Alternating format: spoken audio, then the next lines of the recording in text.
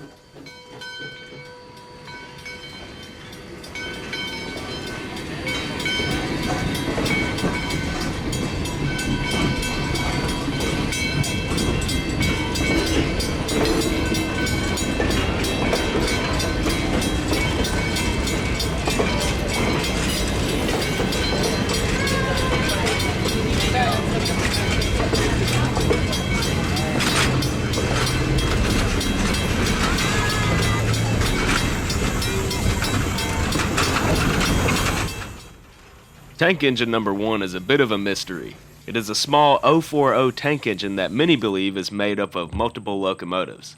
According to their website, number 1's frame and wheels were built in 1908.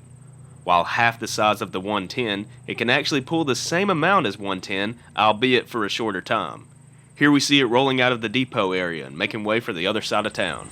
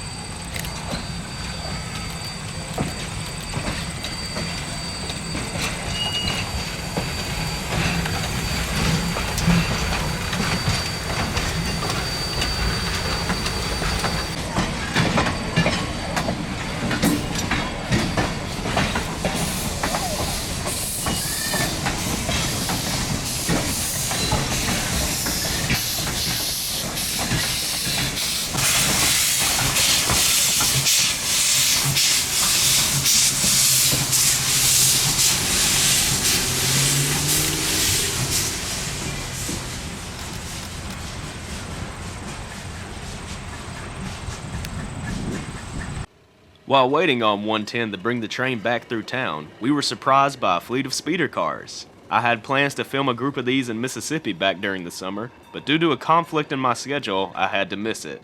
But seeing these in action up here by surprise definitely made up for it.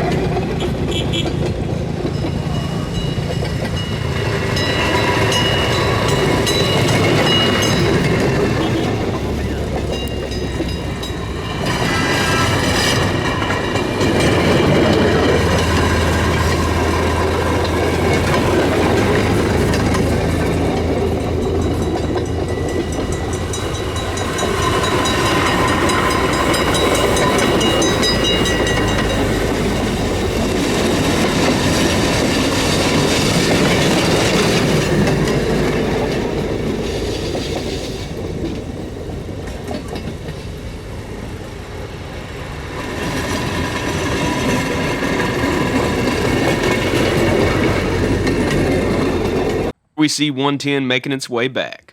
I hope you enjoyed this short video of the Little River Railroad and its small but impressive locomotives. Leave a like down below if you enjoyed, but as always, I'll see you somewhere out there by the rails. Until then, thanks for watching.